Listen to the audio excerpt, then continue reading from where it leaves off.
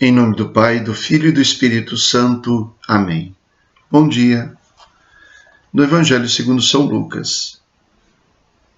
Naquele tempo vieram algumas pessoas trazendo notícias a Jesus a respeito dos galileus que Pilatos tinha matado, misturando seu sangue com o dos sacrifícios que ofereciam.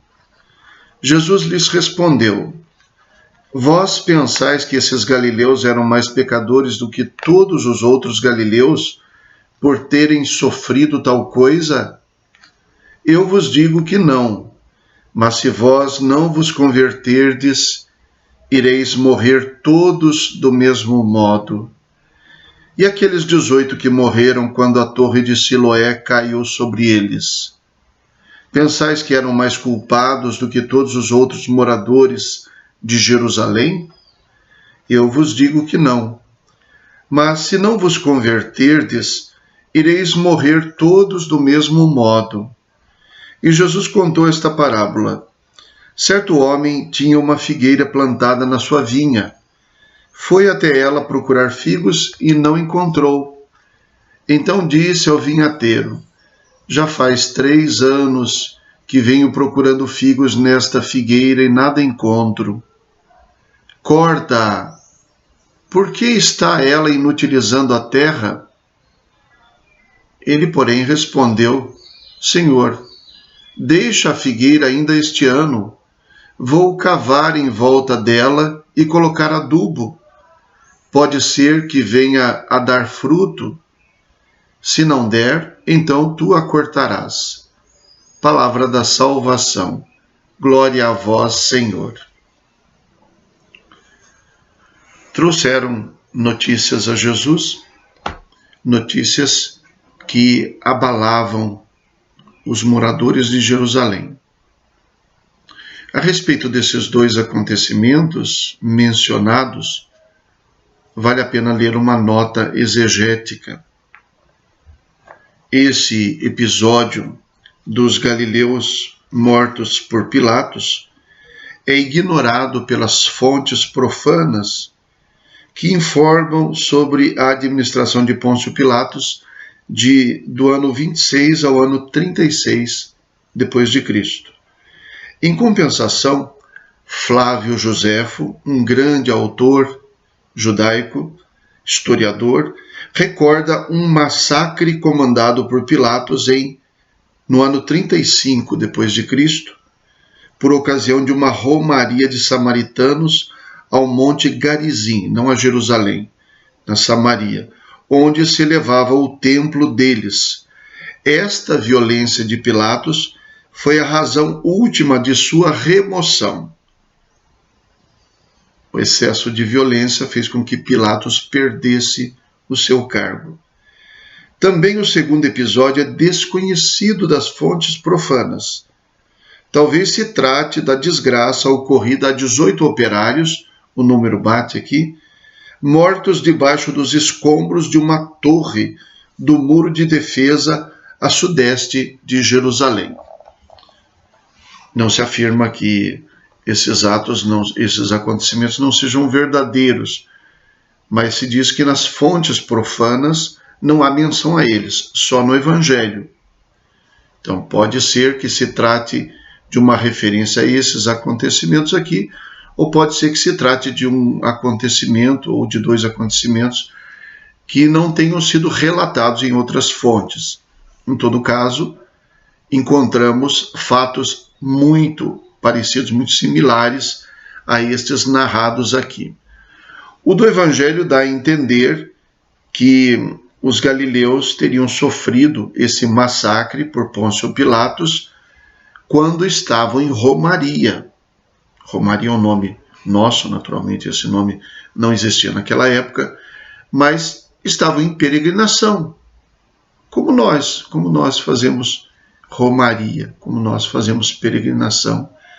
E durante a peregrinação, estes homens teriam sofrido um massacre, o que aguçou aquela mentalidade farisaica que digo, não de maneira pejorativa, mas farisaica, porque era dos fariseus. Eles achavam que os acontecimentos da vida eram o sinal da bênção e da retribuição de Deus para os bons, e as tragédias um sinal do castigo de Deus para quem pecava. E então eles se acreditavam pessoas agraciadas e não tão pecadoras quanto aqueles que sofriam a tragédia. Talvez haja por trás disso, dessa história dos galileus, um grupo político do tempo de Jesus, que era um grupo revolucionário, um grupo que procurava a luta armada, o grupo dos zelotas, com o qual Jesus teve contato. Inclusive, tudo indica que alguns dos seus discípulos estivessem, pelo menos, simpatizando com esse grupo.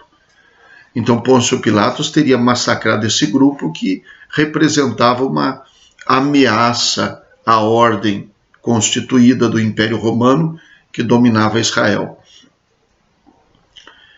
Talvez os fariseus, ou quem trouxe essa notícia para Jesus, desejasse que Jesus fizesse uma condenação a esse grupo armado, talvez, que provavelmente era um grupo crítico das autoridades, dos fariseus, dos saduceus, porque não se opunham, não se levantavam para enfrentar o Império Romano.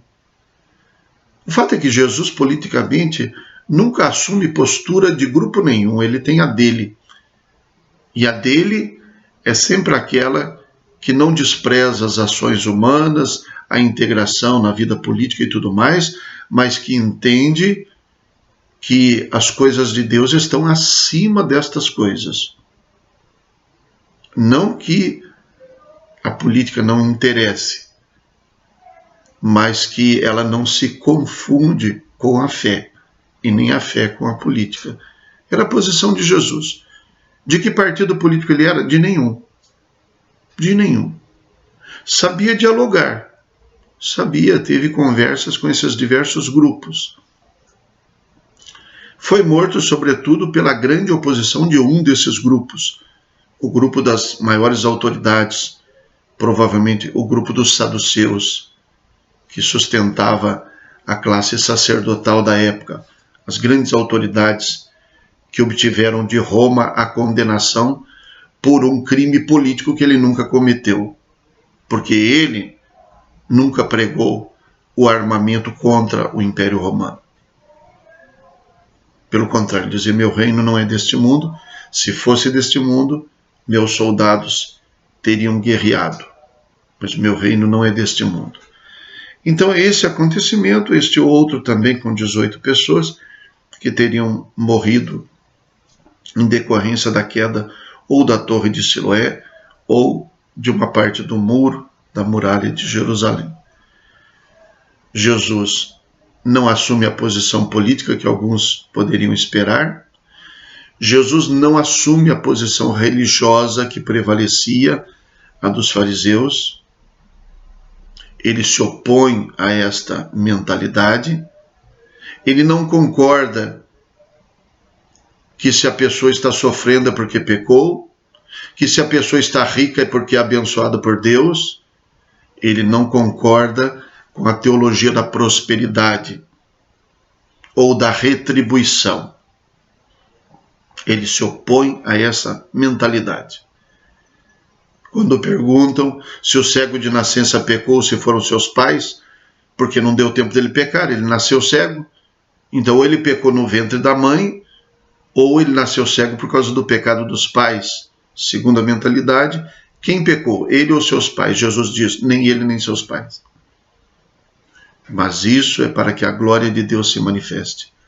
Jesus estava mais preocupado em tirar lições do que em fazer juízos.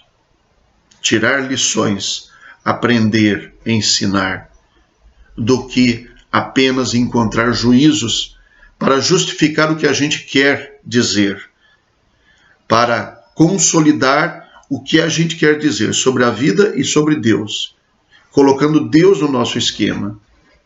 Jesus não aceitava isso. E então ele, com toda a liberdade, ele vai chamar a atenção deles, dizendo: Eles não eram mais pecadores do que os outros galileus. Os que foram mortos com a queda da torre não eram mais pecadores do que todos os outros moradores de Jerusalém. E volta para eles para dizer, possivelmente moradores de Jerusalém, se não vos converterdes, morrereis do mesmo modo. Não está profetizando a morte deles, mas está dizendo que a conversão é para todos. Quem pensa que o pecador é o outro está enganado. Quem não percebeu que é pecador ainda está enganado. A conversão não é para quem não vem na igreja, a conversão é para quem vem na igreja também. A conversão não é para os leigos, a conversão é para os padres também, é para todos. Todos temos que fazer um caminho de conversão, que não termina nunca. Um caminho de busca constante das coisas de Deus, de abandonar o que se opõe a Deus, de abandonar o que não é humano, no sentido genuíno da palavra, aquilo que não condiz com a dignidade de filhos de Deus, fazer esse caminho até o fim. A conversão é para todos, portanto. E Jesus conta uma parábola. A parábola de uma figueira estéril já era conhecido no mundo de Israel, na mentalidade do povo de Israel. Outras passagens da Sagrada Escritura, como o profeta Jeremias, já falavam sobre isso, sobre a plantação infértil e que é arrancada porque não dá frutos. E aqui então ele diz que este homem, então ele mostra que essa parábola não é só para o passado, que ela continua valendo. Um homem tinha uma figueira que não dava figos. E ele então procurava frutos e não encontrava.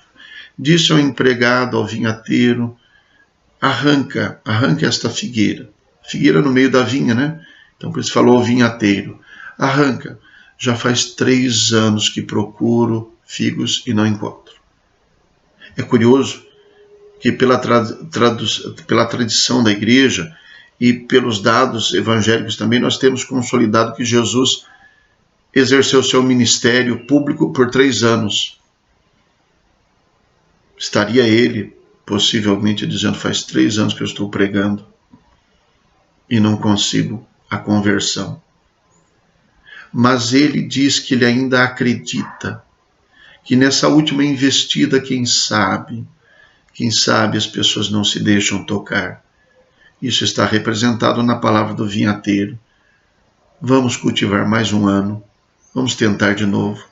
Eu vou cavar, vou colocar adubo, vou regar. Quem sabe? Se não der certo, então aí o Senhor depois pode cortar a figueira.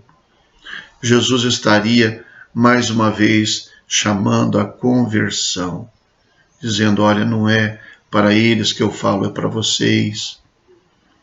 Jesus teria a esperança de que a sua missão pudesse se desenvolver não pela rejeição da sua mensagem, da sua profecia, mas pela aceitação da palavra de Deus que ele trazia, pela aceitação da sua própria pessoa, que é a própria palavra de Deus.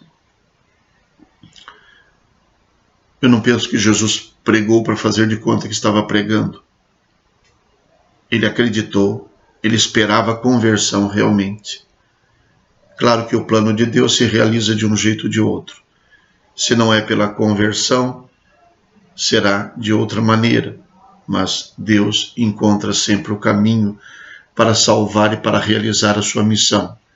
Dizia o profeta Isaías, assim como a chuva que cai na terra não volta, não evapora e não volta para as nuvens antes de ter fecundado o chão, assim a minha palavra. E Jesus é o Verbo encarnado. Ele não voltará sem ter sucesso na sua missão. Mas é importante saber que esse apelo de Jesus para aquela época continua valendo para nós hoje. O que pode nos acontecer não é o que determina quem nós somos, mas os nossos gestos, as nossas obras de conversão e os nossos frutos sobretudo nos nossos frutos de amor, de caridade. É isso que importa e é isso que Jesus espera de nós. Por isso, continua valendo o apelo para a conversão. Se não vos converterdes. Existe tempo. O povo de Jerusalém pagou caro por não ter aceitado o messianismo de Jesus e por ter procurado outros messianismos, daqueles, por exemplo, que quiseram pegar em armas. Jesus foi um profeta do seu tempo também. Ele profetizou a destruição de Jerusalém, que aconteceu no ano 70, porque os grupos revolucionários resolveram enfrentar os romanos e foram derrotados e foram dispersos pelo mundo, os que não foram mortos, a grande diáspora, e a cidade de Jerusalém foi destruída junto com o templo, do qual até os nossos dias só restou um muro, conhecido como o Muro das Lamentações.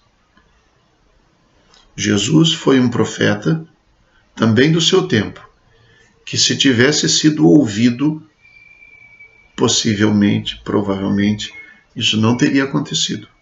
Jerusalém não teria caído. Então nós ouvimos o apelo de Jesus como um profeta daquele tempo e como o profeta do nosso tempo, como o nosso profeta, chamado para a conversão e para produzir frutos. Rezemos. Deus eterno e todo-poderoso, dai-nos a graça de estar sempre ao vosso dispor e vos servir de todo o coração, por nosso Senhor Jesus Cristo, vosso Filho, na unidade do Espírito Santo. Amém.